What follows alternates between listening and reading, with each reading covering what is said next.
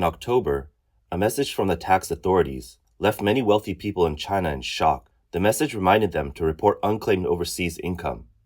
This marked the start of a large-scale tax crackdown targeting affluent individuals suspected of hiding assets abroad. The campaign was seen as a move to address the government's financial problems and mainly focused on the elites. These included second-generation officials, business people, and their representatives. For years, they had used connections with the Chinese Communist Party to gather wealth, which was then moved to offshore accounts in places like the British Virgin Islands and Swiss banks. Now, with the financial deficits growing, even these privileged insiders are not exempt. To make the process easier, the government categorized wealthy individuals based on their loyalty. Those in the 9th tier were considered the least cooperative and faced the harshest treatment. This group included people who had strong backing or had sided with opposing factions in the past. They were examples to send a warning to others. Officials often started with an estimated figure. They might say, "You likely have 300 million US dollars in overseas assets." Then they issued a tax order. If the individual denied it, authorities would respond with more details. "We know about your villa in Philadelphia and your 28 apartments in Hong Kong. The only way to resolve this was to surrender all assets." For those who resisted, the next step was an invitation to a tea session, a euphemism for coercive interrogation. This took place in a luxury hotel suite that doubled as an interrogation room. Inside, tax officials, police, and anti-corruption officers were already waiting. They started with polite but firm questions like, "Let's discuss your overseas assets." The conversation would then shift from persuasion to implied threats. This process, often called shuanggui, a disciplinary practice involving isolated detention for interrogation, left little room for refusal. If individuals still refused to cooperate, they were detained and investigated. They would stay in custody until admitting fault. Insiders revealed that many spent months or even over a year in detention before they agreed to pay massive tax bills. Wealthy individuals were treated differently depending on their assigned tier. Celebrities like Fan Bingbing fell into the 7th tier. In her case, officials used a soft approach. They framed their demands as patriotic, suggesting, "How about donating 1 billion Hong Kong dollars to support the country?"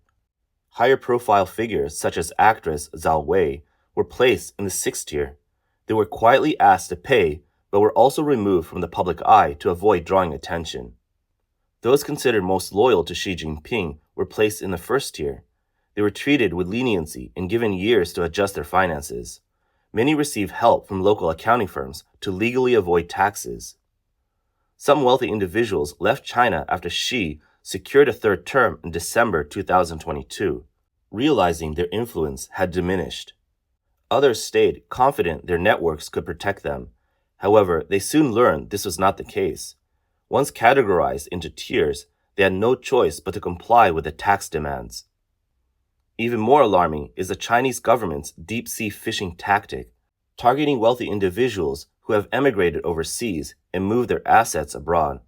Even if these individuals have relocated to the United States, Canada, or tax havens, the Chinese authorities can still reach them as long as they have businesses or family members in China.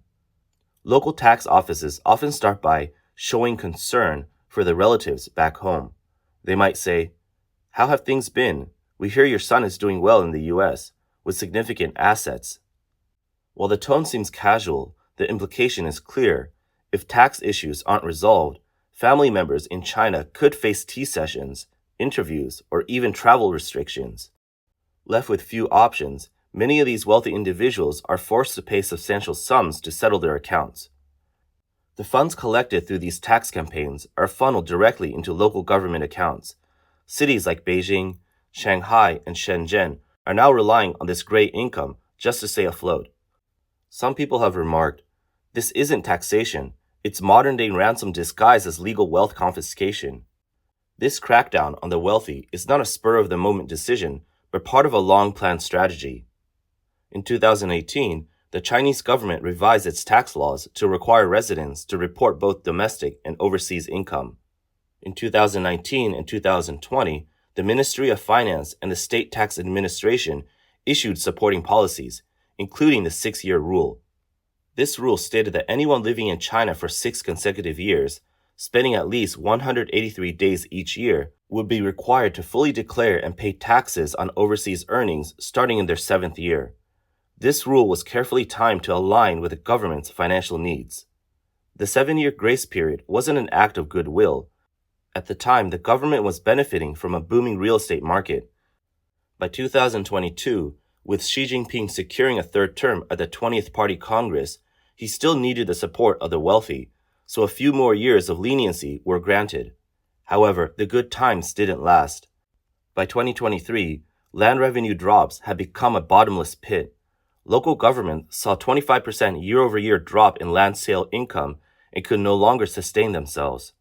This forced the government to launch its final plan, a large-scale crackdown on tax evasion by the wealthy. Even before the full implementation, dozens of celebrities and online influencers were targeted as test cases. They were publicly named, fined, or even blacklisted, sending a clear warning to others. By the second half of 2024, tax authorities in major cities like Beijing, Shanghai, and Shenzhen ramped up efforts. They summoned wealthy individuals who believed they were safe, demanding self-audits and payment of back taxes. Those who were targeted typically held offshore assets worth tens of millions of dollars, often tied to shares in companies listed in Hong Kong and the US. Many were shocked to learn the government was revisiting old tax records and tracking their overseas income. What they thought was well hidden turned out to be within the government's reach. However, the campaign did face challenges. China sought tax cooperation with countries like the US and Canada to access global tax identification numbers. These efforts aimed to trace the incomes of overseas Chinese citizens. Western countries, however, were reluctant to cooperate, viewing China's approach as aggressive. Even in Europe and the UK, where China pushed similar agreements, progress was minimal. Some wealthy individuals successfully relocated their families and assets abroad, but many remained tied to China because their wealth depended on resources within the system. Living abroad, they lacked the influence they had in China and struggled to integrate into foreign societies. As one observer noted, 99% of these elites build their fortunes in China. Abroad, they are just wealthy immigrants without political connections or social clout. China's aggressive taxation of overseas assets has been described as a global hunt. Domestically, the campaign resembles a siege. The underlying reason is clear. Local governments are running out of money. Xi Jinping's zero-COVID policies drained fiscal reserves, while the real estate bubble made things worse. With land revenues drying up, the government turned to aggressive taxation to stay afloat. A former finance ministry advisor explained, just maintaining public institutions and state-owned enterprises involves nearly 200 million people. That's why this large-scale tax campaign was launched. The fiscal crisis has spread to local governments, piling up debt and delaying wages for public employees. In one southern province, a business owner, Mr. Wen, said, "Government units we work with have been delaying salaries since last October. Payments come in sporadically, often months late." To address this, the Chinese government launched the Golden Tax System Phase 4 in 2023. Internally, it's called the digital sickle. This system has transformed tax collection and become a key tool of China's digital authoritarianism. The system pulls data from dozens of departments, including commerce, finance, and social security. It monitors almost every economic activity of every citizen. At its core is the idea of one person, one tax ID. It tracks wages, overseas accounts, property deals, and even online shopping. In effect, it works like a digital eye, ensuring no unusual transaction goes unnoticed.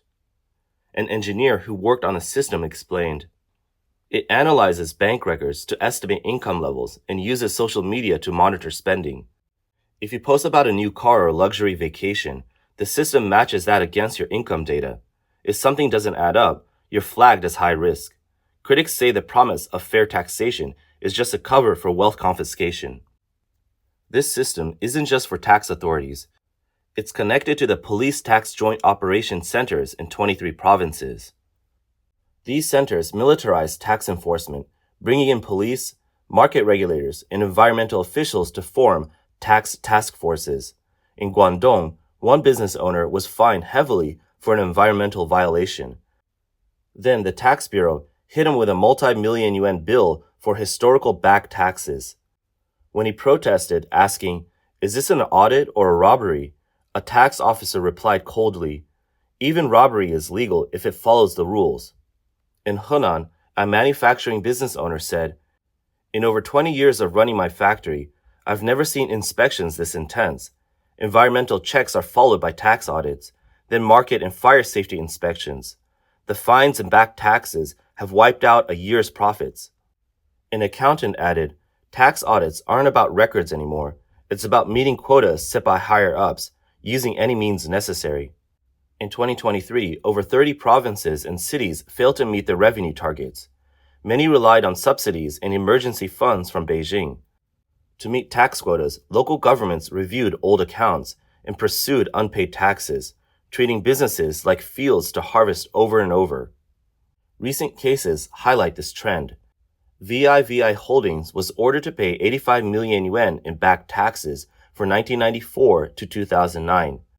Ningbo Bohui Chemicals had to pay 500 million yuan in back taxes. These actions sparked debates about 30-year retrospective tax audits. Accountants admitted no company can guarantee clean records over 3 decades, especially given the weak regulations in the 1990s. At this rate, few businesses will survive. The deeper issue lies in China's tax structure. Data from 2022 shows that among the country's 1.4 billion people, more than 1.2 billion earn less than 3,000 yuan per month. Even in major cities, those earning over 5,000 yuan face high living costs. Only 5% of the population pays income tax, and there are just 600 to 700,000 high-income earners making over 1 million yuan annually, accounting for only 0.5% of the population. As a result, the government heavily relies on businesses for tax revenue. Chinese businesses face a high tax burden. They pay value-added tax, corporate income tax, property tax, and excise taxes on goods like tobacco, alcohol, and cars. With these taxes, profits are hard to sustain, so many businesses underpay taxes. Tax authorities know this. During years when land sales boosted local revenue, tax departments met annual targets with little enforcement. Businesses that gave gifts or bribes avoided full compliance. Now, as authorities revisited old accounts, instances of tax evasion are almost guaranteed to surface. The authorities inform businesses that, according to the law, fines for tax evasion can range from 50% to 5 times the amount of evaded taxes. But considering their past relationship, they suggest that simply paying the overdue taxes will suffice, even waiving trust funds in some cases. Since the authority holds the power to interpret the law, and further investigations could uncover more issues, businesses often feel they have no choice but to comply with the tax repayment demands. Data from 2023 shows the scale of aggressive tax collection. Fines and confiscations surged in 7 provinces, with increases of 22.4% in Chongqing and 21.9% in Beijing. A finance expert warned, "When fine revenue grows faster than GDP, it's a red flag. Worse yet, some regions aren't even publishing data anymore, suggesting the situation is worse than we know." The Golden Tax System Phase 4 isn't just a tax tool, it's a surveillance network. Insiders revealed that it collects personal financial data, including bank accounts, securities, insurance and spending habits, travel records, and social activities. Critics call it a political tool. An IT expert pointed out flaws, saying, "The system has major issues. Department data varies in quality, and local operators often make mistakes. Businesses wrongly blacklisted suffer serious damage, even if later cleared." The risks don't stop there. Sensitive data in tax officials' hands is easily abused for corruption. Some businesses caught in investigations face extortion, worsening China's business climate. Meanwhile, the Financial Times reported a troubling trend. Even businesses with clean self-audits are told to provide stamped certifications and keep evidence for future inspections. A legal consultant criticized, "In a fair legal system, authorities must prove wrongdoing. Here, businesses must prove innocence. This divides legal norms." Businesses also face cross-regional enforcement. A Zhejiang factory owner said, My factory is in Wenzhou, but I got a tax bill from a city in Henan. When I checked, it was over a deal with a local supplier 5 years ago. This unpredictability is destroying China's business environment. From the digital sickle of the Golden Tax System Phase 4 to militarized audits and retrospective tax reviews, these actions may drive businesses and capital out of China, worsening the economic decline. Since 2021, over 1.2 million people have left China for other countries. Many businesses, including Chinese, Taiwanese, and foreign firms, have shifted to Southeast Asia to avoid policy uncertainty. This creates a vicious cycle. Tighter tax measures and capital controls drive more capital flight. The more businesses leave, the greater the fiscal gaps, forcing stricter tax policies. When large numbers of businesses shut down or relocate, the tax base inevitably shrinks further, worsening the financial crisis faced by local governments. Every year, the Chinese Communist Party spends vast sums to maintain social stability. If these fiscal gaps continue to grow and stability funds are delayed, the morale of those tasked with maintaining order will likely decline, potentially leading to more severe social unrest. Some people say China could return to Mao-era poverty or North Korea-like conditions, but today's Chinese society, shaped by decades of economic growth and consumerism, would resist such a shift. Such a shift would almost certainly trigger social turmoil and internal conflict. The government's reliance on stability measures grows, but financial limits make them harder to maintain. The long-term effects of such aggressive taxation may not fully reveal themselves for years. However, one thing is clear: whether through fiscal shortfalls, a collapsing tax base, capital flight, or irreversible shifts in public sentiment, the CCP faces an unprecedented systemic crisis. This is not just an economic downturn, but a full-scale clash between the regime and the foundations of society.